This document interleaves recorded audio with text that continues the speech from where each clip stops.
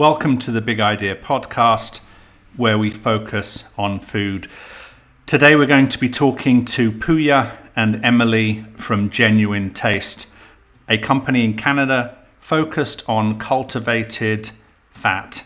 So, interesting conversation. I do get a little dark at times in terms of, why cultivated might end up being a key way for producing protein for us as a country or as a species moving forward. But, that's just the way the conversation went. So, hope you enjoy today's podcast. Let us know your thoughts. Many thanks. Hi, Emily. Hi, Pooya. Welcome. So for everyone tuning in, this is Genuine Taste, and Emily and Pooya, welcome. Welcome to the Big Idea podcast, where we focus on food. How are you? Great to talk to you and all the people that are listening to us. I'm excited to have this talk. For some reason, that didn't come through very well. Give it to me again. I'm not sure if the audio is playing well. Yeah, I'm also seeing some glitches, so I don't know if there are some connection issues, but yeah. I think it's good. Okay, but anyway, hello everyone, we're Genuine Taste, and we're excited to join you today, Andrew, to discuss the future of food and cultivated fat. Amazing. So Genuine Taste, cultivated fat. We've done a few conversations in cultivated before, but for those who might be tuning in for the first time, why don't you guys tell us what you specifically do and kind of put everybody on the same page? Yeah, so we're currently working on cultivated bovine fat. We're working on benchtop scale. So we're producing tens of grams of cultivated bovine fat in the lab per batch.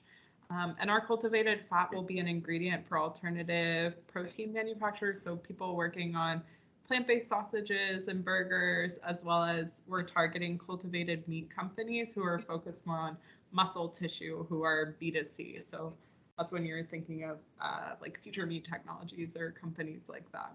Yeah, just to elaborate for people that don't know what is the cultivated fat or meat, meaning like basically you take some cells from animal and you just expand it in bioreactor instead of using the animal cell, which is a living creature, as a bioreactor. That what we use. We just use those animals for feeding, and it can be done in bioreactors, and it will have like enormous positive effects on sustainability, less carbon footprint, and more importantly, the cruelty that is currently practiced in animal farming.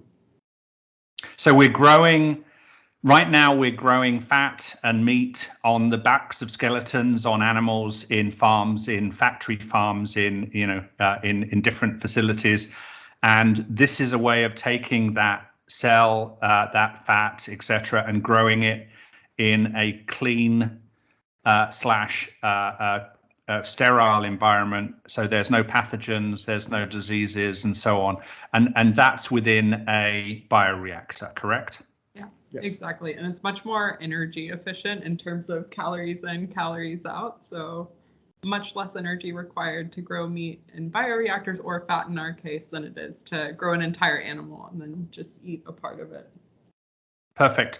And you mentioned that you're using the fat for either as a hybrid product. So in other words, either adding that fat, that bovine fat that you grow in either plant-based products, so sausages, burgers, or cultivated meat, so other cultivated meat products where you're bringing your cultivated fat together with their cultivated meat. So typically we'd call that a hybrid, right? Where we're bringing different kinds together to create that final product. Why did you not, and it's just a question that occurred to me as you were describing the products you would work with, why did you not talk about putting it together with regular meat? Yeah, basically the whole point here is just to not use meat and to not slaughter the animal. So and we are using fat because fat usually is like 5 to 25% of meat that we are consuming, but it contributes a lot to the taste and the aroma that we used to have from meat and the juiciness. And this is like perfectly well suited for hybrid product, for products that they already there or will be there, but they lack this taste and aroma of natural meat that we are used to. So we are going to add this to unlock the alternative form of proteins that they are there, but they are not capturing a big consumer base because they are not mimicking enough the real meat. It's interesting because I had a conversation with a person some time ago, and they basically said, well, you know, if we take regular meat and we add 20% cultivated to that regular meat, we would potentially need 20% less regular meat.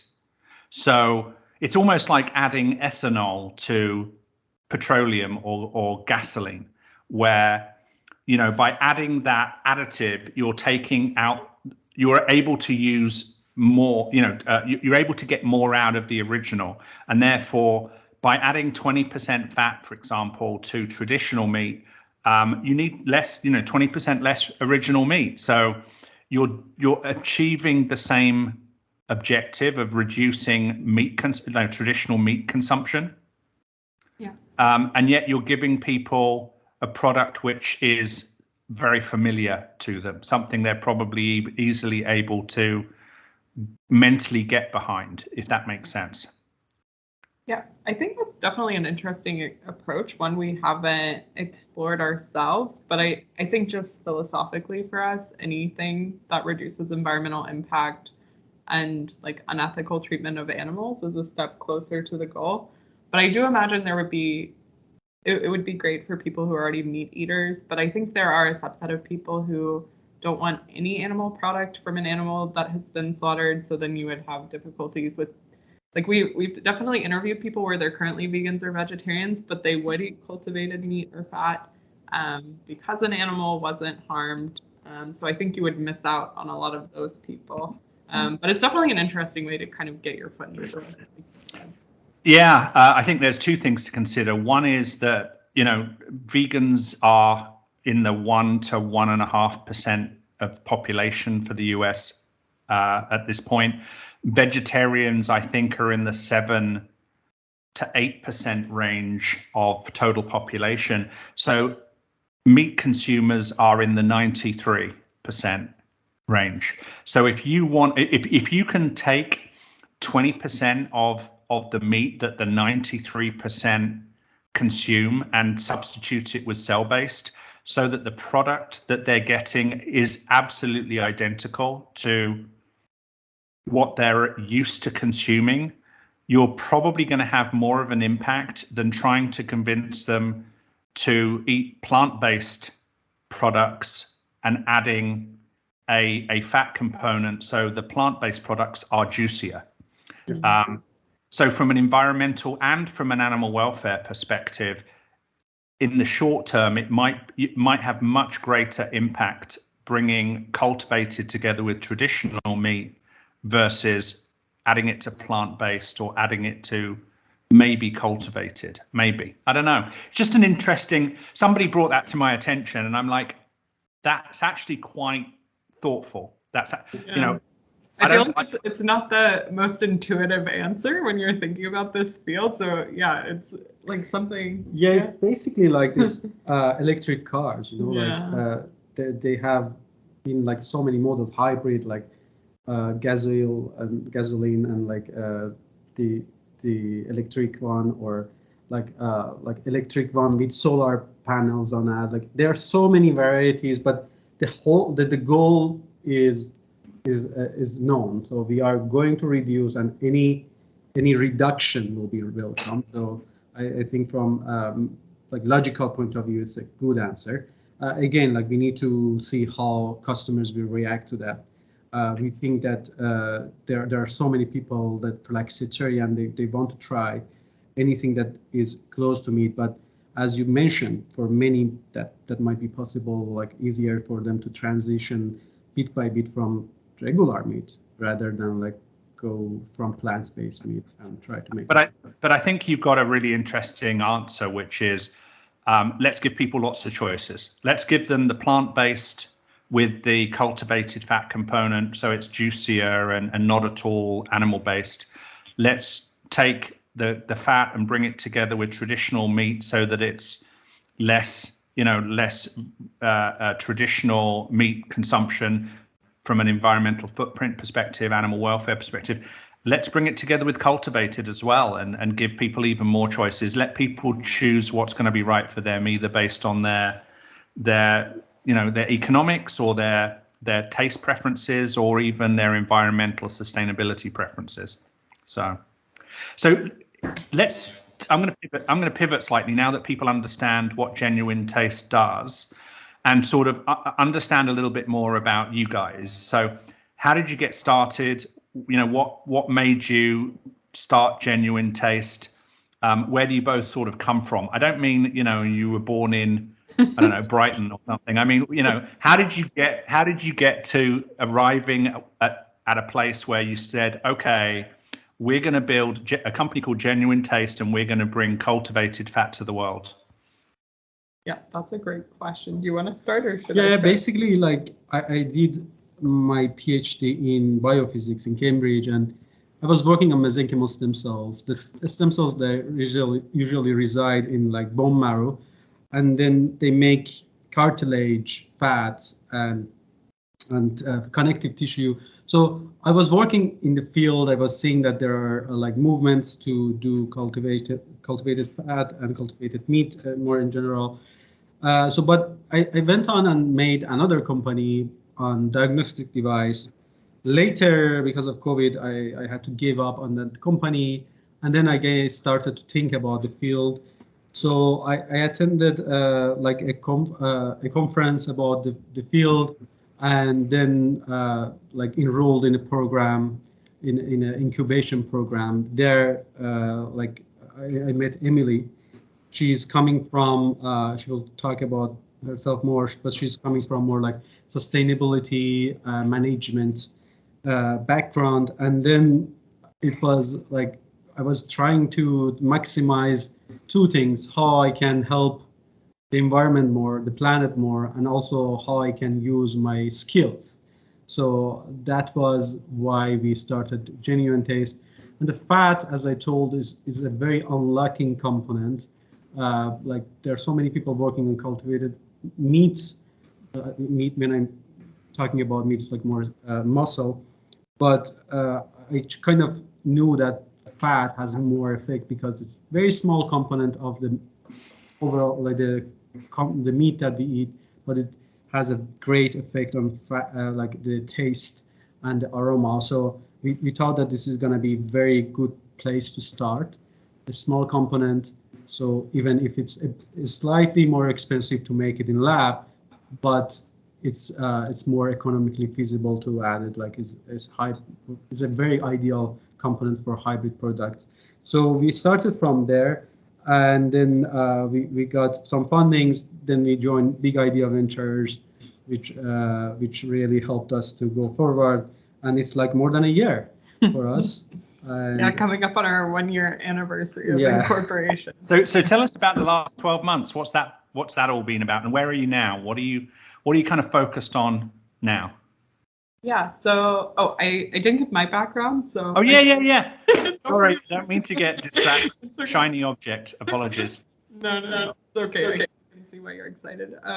But yeah, before I started working on this idea with Pooya, I actually had an engineering background and worked a few years in sort of sustainability consulting, looking at different ways to reduce GHG impacts. And so, yeah, this idea really appealed to me in terms of reducing impact on the planet as well. And I'm a foodie, so really excited to be in the food space. And last 12 months, it's been a whirlwind. Things move so quickly. We've been really lucky to have a really supportive ecosystem through Big Idea Ventures, and Canada in particular, I'd say, is very, very supportive in terms of cell agriculture. There are a lot of good funding initiatives, partnerships. They're starting a lot of bioreactor facilities to kind of help startups so they don't have to put all their capital towards buying infrastructure. So yeah, do you want to add anything? Pooya? Yeah, right now we have made like benchtop prototype, and we are talking to, as Emily mentioned, some scale-up plans that they're available here. So we are using like industrially available bioreactors to do a scale-up or prototype. We have some very meaningful pilot projects signed with both plant-based and cultivated meat companies around the world. We want to like execute those plans and make hybrid products, test how they behave, how customers will react to them, and hopefully after getting this feedback, we will a little bit like work on them and go for a scale up in industrial scale in a year or two. Okay. So Canada's been really helpful. What do you see? So what do you see the next, let's say, 2 to 3 years is the focus, and how can we, what can we expect from there's two things really, product and regulatory. So on the one hand, you guys are driving forward with the technology to get your product to a point where it can be, grown and scaled. On the other, you've got to be allowed to, at some point in your journey, you've got to be allowed to sell the product. So what are your thoughts on both of those kind of two elements? Yeah, so I think we're pretty excited on the regulatory standpoint because, as I'm sure you've seen, we've had 2 companies get FDA letter of no objection for cultivated chicken products. So I feel like we're hitting the timing pretty well because we'll be able to see them go through the journey of getting full regulatory approval before we're at full scale. So that's pretty exciting. I think in terms of support, though, it's really helpful to have larger partners. So say like larger CPGs who have like a lot of resources on the regulatory side, a lot of experience getting regulatory approval. If they're able to partner with startups like us and kind of help us along the way, that would be really great. Do you want to talk a little bit about scale up, Pooya? Yes. So basically, as I mentioned before, previously, like the companies in the space, they raised a lot, and the plan was to build everything together. But I think the future in the field is gonna be like modular development. Like you will have smaller companies that working on different modules of the production, and probably you don't need to have the whole facility to grow up your product and like from A to Z.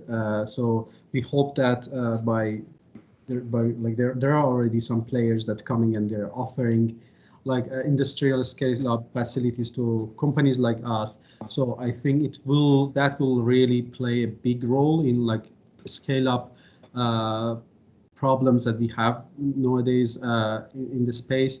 And I believe that in next 2-3 years it will be much easier for companies to like do like at least like not fully industrial but semi-industrial scale-ups, and that will also change how the world looks at this industry. Right now is like more like a smaller scale. It's a nice science experiments mostly, but I think it's hard when you're operating a benchtop scale for people to get past the idea that this is like, a cute little science experiment. And once we start producing at scale in bioreactors or at pilot scale, we'll get past some of those initial hurdles. I think it will change how consumers, how even governments will look at that. And the fact that Bible of regulatory approvals, which is FDA, is going to that direction. They already gave this approval, and I think like this will like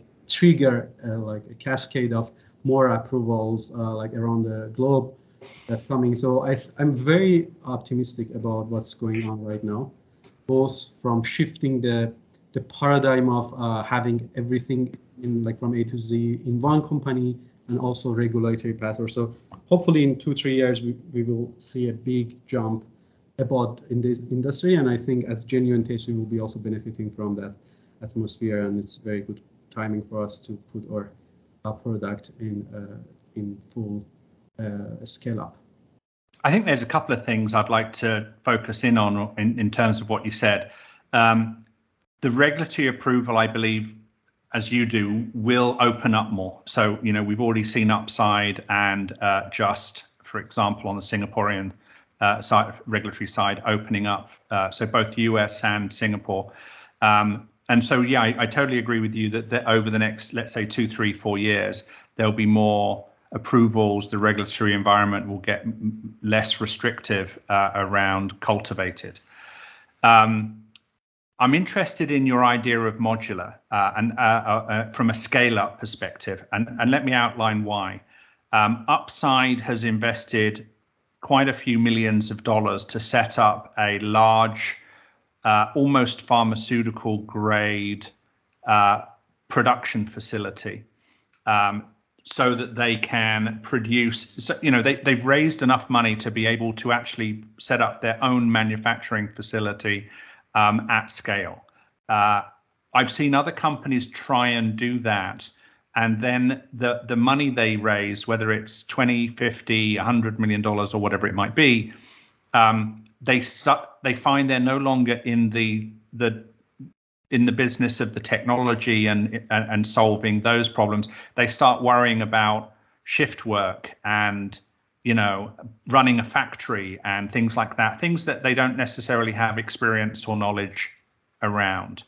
So the idea that you just put forward of sort of cultivated modular, where different companies are doing different pieces of the puzzle, do you see them partnering with larger meat companies at the end of the day, like a Maple Leaf or a Tyson or a JBS or somebody along those lines, where they'll create the facility and you guys will come in as sort of modular plugs with the different technologies to allow them to deliver on whether it's a beef or a chicken or whatever it might be? Is that the vision when you say modular?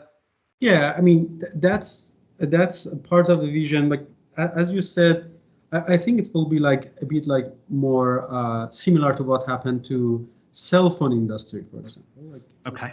You will have Apple of the world, and you will have Foxconn of the world that like produce things, and at the same time you will have like different components, like as you have in that industry. So, like for example, we will have like fats. A company like us will focus on fat, and then, as you said, like big companies like Maple Leaf, they already investing in the space. They are aware of the wave that is coming, and with huge cash and like facilities that they have is easily convertible to production facilities for cultivated meat or space as well. So I think, as you mentioned, we will have them too as a heart of production, but still, like, you will have a lot of companies that offer IP, offer like different components, like small bits that goes to this bioreactors, media, etc.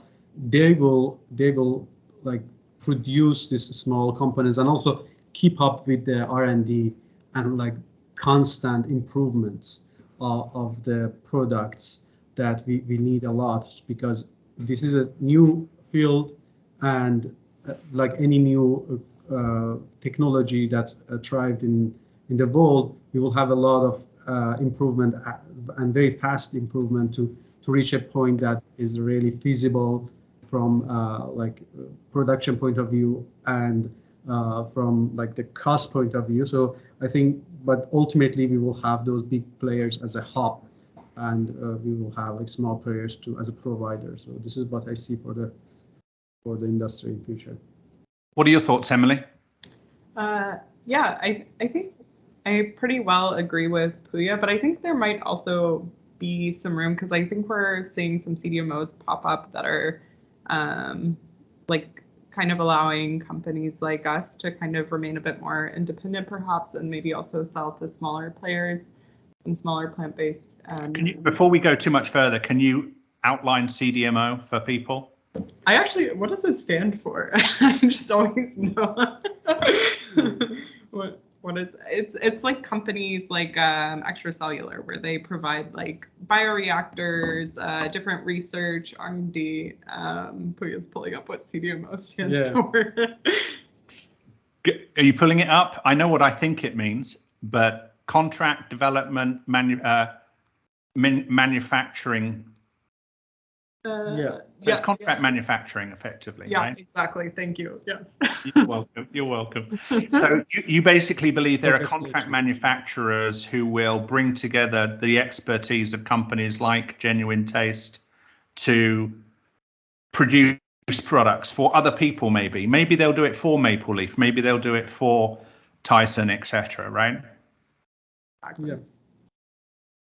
I mean, there are two possible models here. Like one is like you will have a big player like Maple Leaf that kind of wants to produce the final product, or there will be like some big facility providers that they kind of rent their space for companies. It will really depend on how much innovation is gathered there. So if you will have a big cultivated company that has all the IP, then they can be apple of the world, and the new facilities will be like just manufacturing. Or if if some of these current big players like Tyson can manage to acquire and gather the IP to themselves, then they can do both. Like so, it depends on like how they will react. I think if they are adherent to their traditional meat companies, meat products, and they want to like go for a competition, probably if they lose that, they will lose everything. But if they decide to be hub of the IP and like lead the future as well, then that will be like they can be the hub themselves. So I think it really depends on their behavior. But from what we see, they are very aware of what's going on and what will happen, because they have created venture arms that invest heavily in some of big players in the cultivated space. So I feel that they took their lessons to what happened to like electric industry or like telecommunications. That those who like resisted against the changes, somehow they lost everything. So I think they will be much more smart this time. Yeah, but I think like that's a really good solution for the short term when costs are really high for medium bioreactors, but ideally longer term in the future, I would like it to be more decentralized rather than just have like most things in the hand of these big players. Yeah. So there's a couple of things. One is the technology is pretty much there, right? Whether it's upside at scale, you guys at Benchtop, we know the technology works. We're working on getting to the point where it can be scaled up, and therefore the margins, the production costs, etc., will be brought down to the point where they are ideally comparable with traditional meat, which is a tough one because traditional meat has been, from a process perspective, has been scaled up over decades. So they've been able to bring efficiencies to that model to the nth degree, like significant volume, significant processing, etc. So, but let's just get there. The technology is there from a cultivated perspective. We know it works. We know we can eventually get there. Corporates are investing, so we know the corporates are interested. One of the things I've been thinking about, and I think about this a lot, unfortunately for me, is governments and consumers.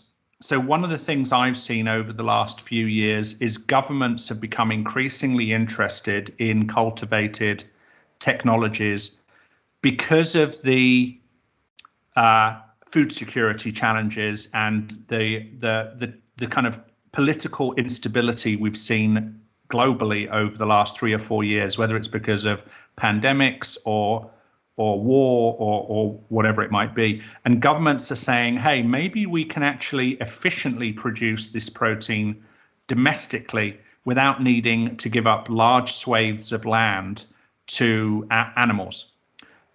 So governments are starting to get involved in this as well as corporates. The other thing I wonder about is consumers, because because we can do something from a technology perspective doesn't mean that the end consumer is going to want it. So what are your thoughts on either of those two subjects, either governments and what you're seeing happening, and or consumers? Who's going to be ready to consume these products when they're available at scale? Yeah, I think we've definitely observed the same trend in forms of governments looking at this in terms of food security, securing the supply chain, really simplifying the supply chain as well, and keeping domestic production. I think there's also a lot of interest from governments in terms of high tech. There are a lot of good manufacturing jobs out of this industry.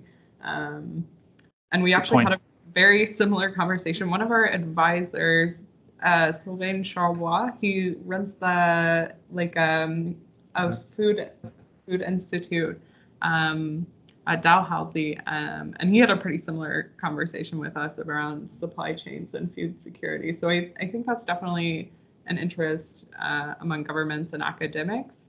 Do you have anything to add? Yeah, but when it comes to consumers, like there are a few factors that are affecting. One is like new generation like is more and more is aware about like sustainability issues, animal welfare, and also I think at the end of the day, like any other technology or technology cultivated one needs to offer something that is not offered by traditional one. Like it's and this is my personal view, but I think that is what ultimately will happen, that cultured meat will offer some aspect in health, for example. For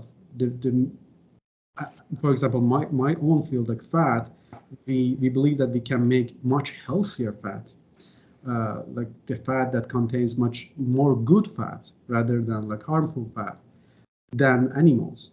Or we can, for cultivated meat, it's possible to co-culture different types of cell and come up with new portfolio of taste, which is superior to traditional meat, because in traditional meat, you had some species and we grow up them based on many factors that they are like scalability of the production, so through thousands of years of evolution to make us protein, but we didn't really optimize it for taste or health stuff. But the tools that we have in lab, I'm imagining that we will be like out competing the traditional meats in those fronts.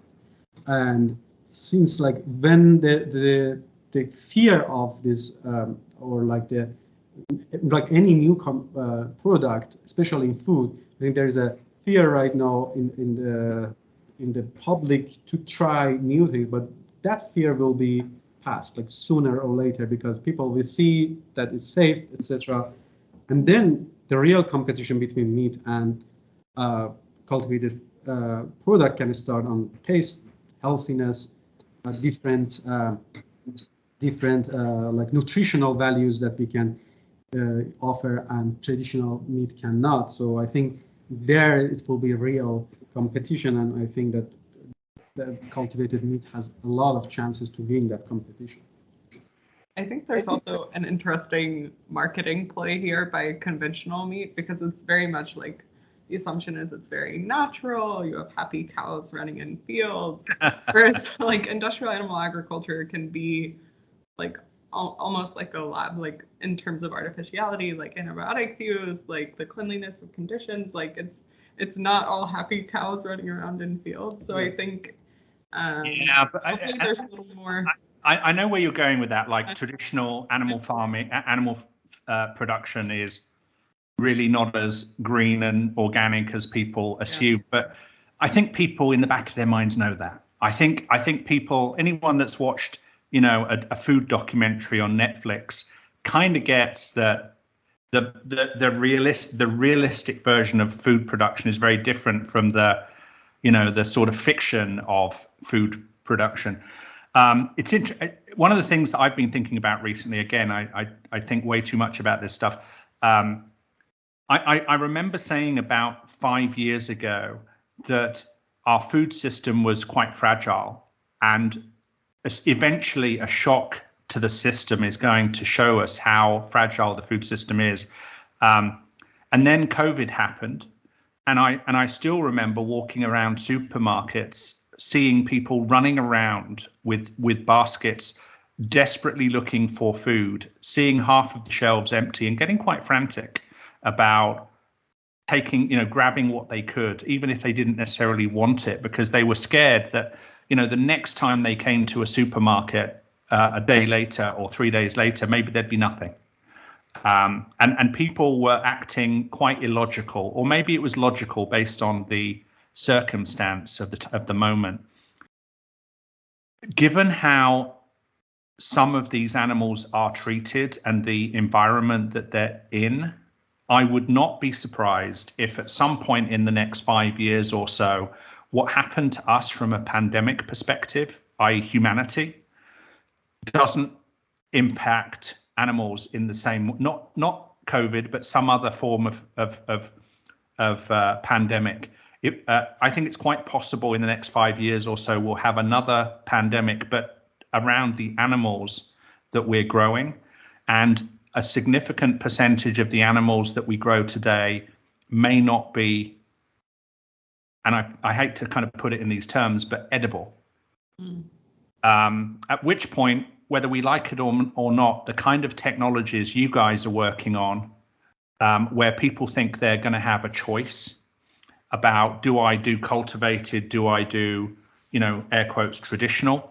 Maybe that choice won't be there in 5 years' time. Maybe it'll be, if you want to eat meat, it needs to be through a cultivated approach. I hope it doesn't happen. I feel like I'm writing a science fiction novel as I'm speaking. I'm sure people thought COVID would be a sign. I'm sure I did.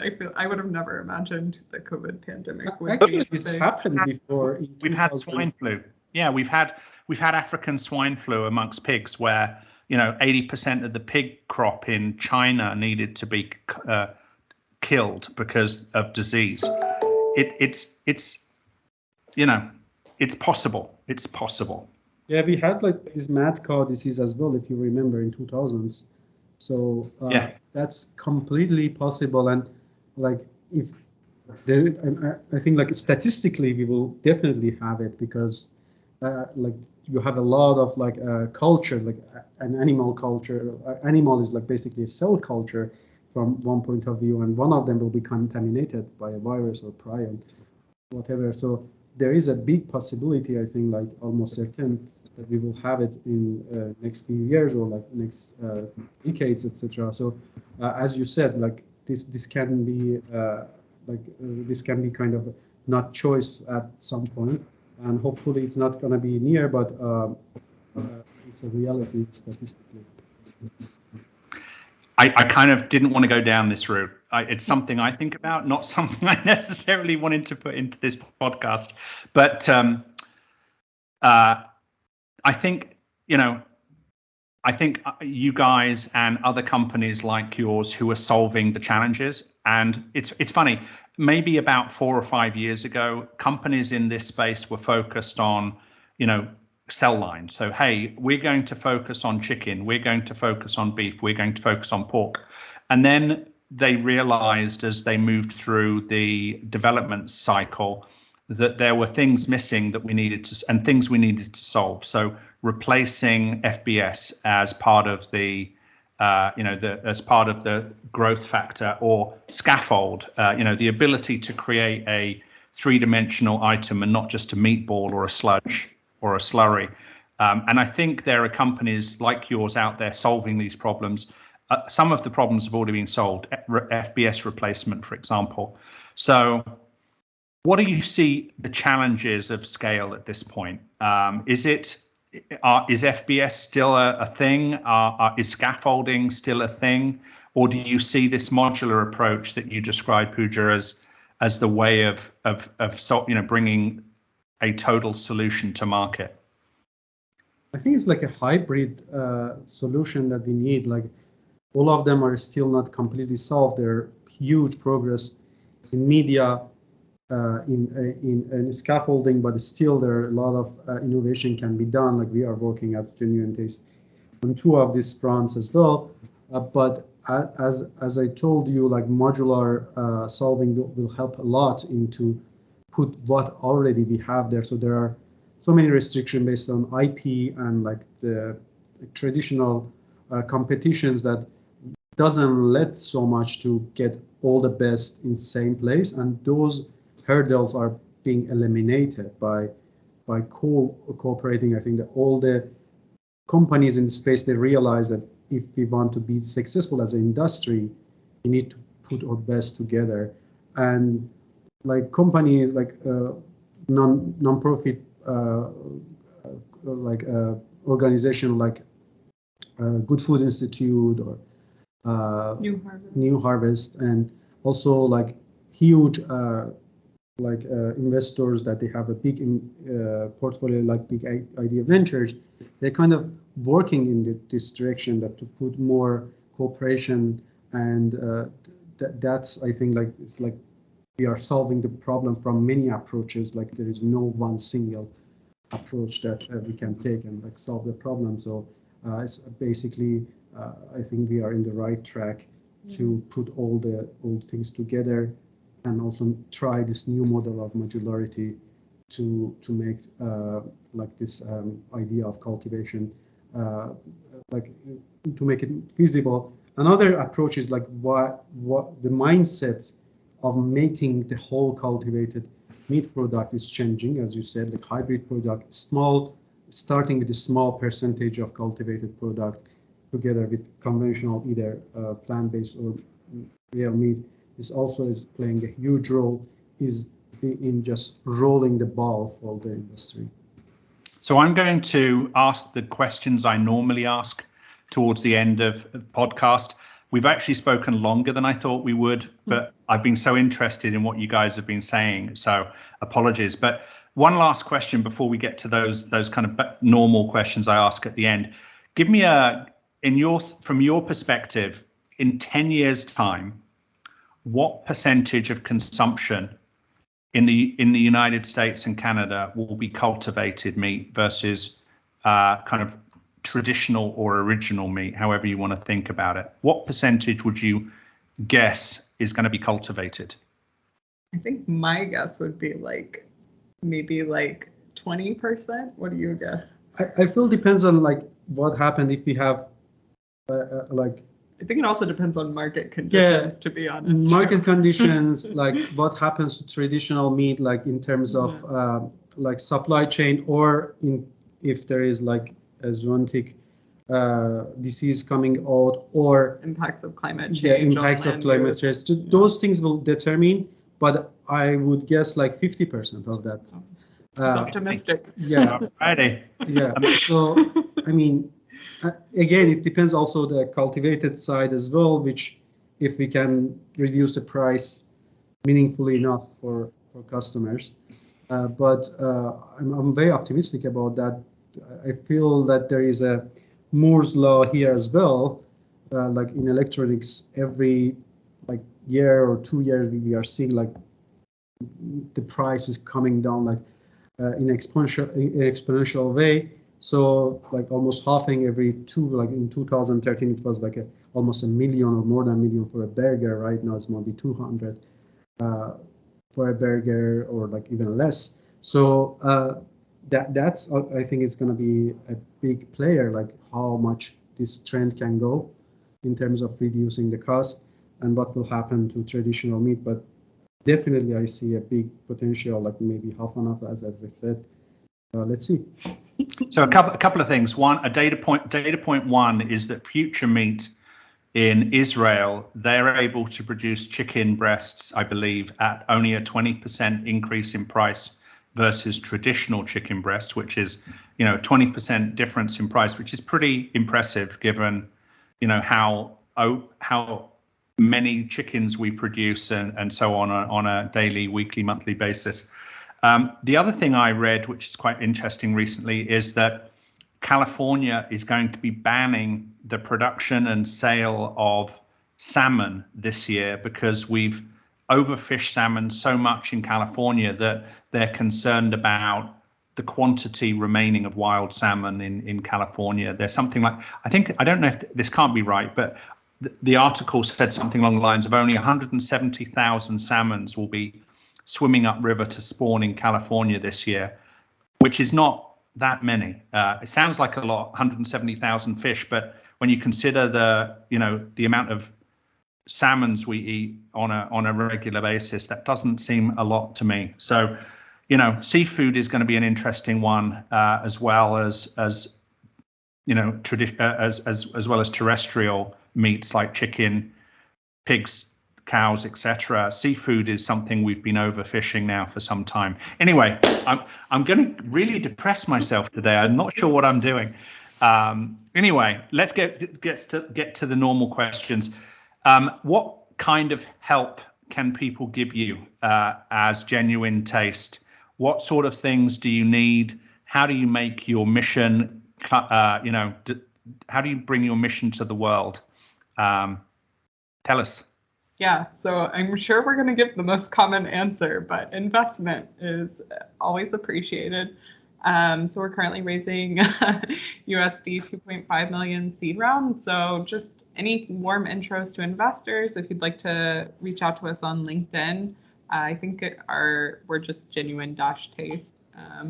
And then outside of investment, because that's the boring, most common answer, we're always looking to talk to potential customers. So if any plant-based meat companies or cultivated meat companies are listening to this and are interested in partnering with us, or traditional meat, or traditional meat companies. There you go. Open that mind.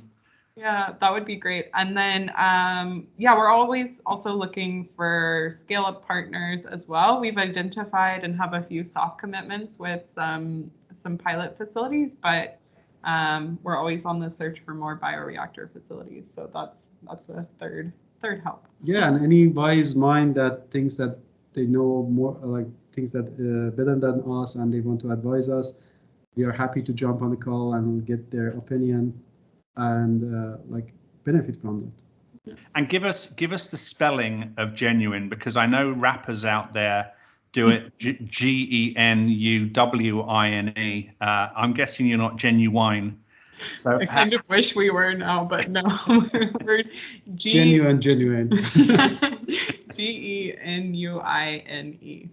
So Genuine Foods. Taste. TAST. I know. I'm just messing with you. I've said Genuine Taste 100 times today. So Genuine Taste. You're on LinkedIn. Yes. Do you have a regular website? Yes, we do. It's genuinetaste.co. CO. And if you want to subscribe, you couldn't afford the M. It was already taken, I think. I'm not, or maybe it was they charged more for it. Yeah, it was more expensive. This was in the early days. This was before we received funding, so it's no M. No M. One day you'll buy the M.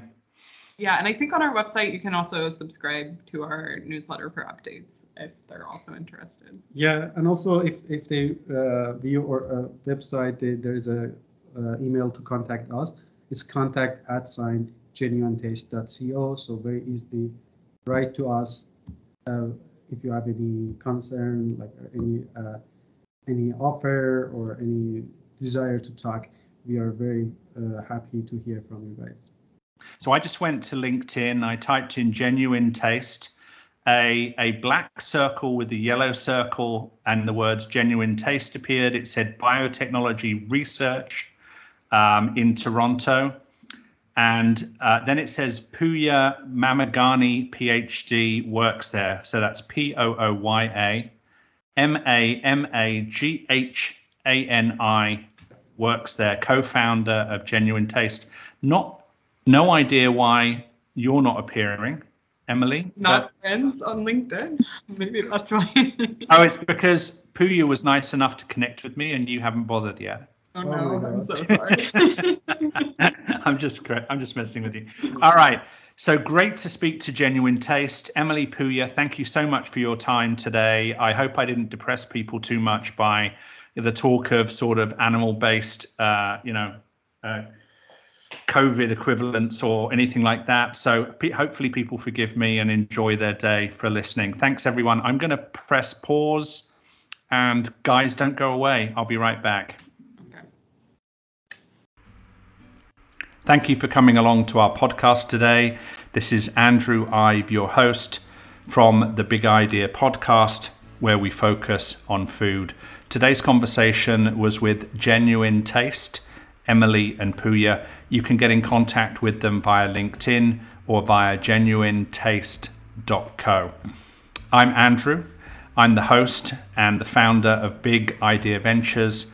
Our mission is solving the world's greatest challenges by supporting the world's best entrepreneurs, scientists, and engineers. If you're an entrepreneur, scientist, or engineer, feel free to reach out to us via bigideaventures.com.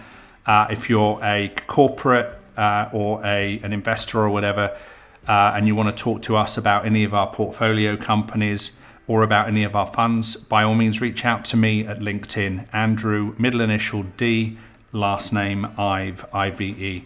Apart from that, come find us at bigideaventures.com. Thanks very much. Look forward to the next podcast, which I hope you enjoy too. Thank you.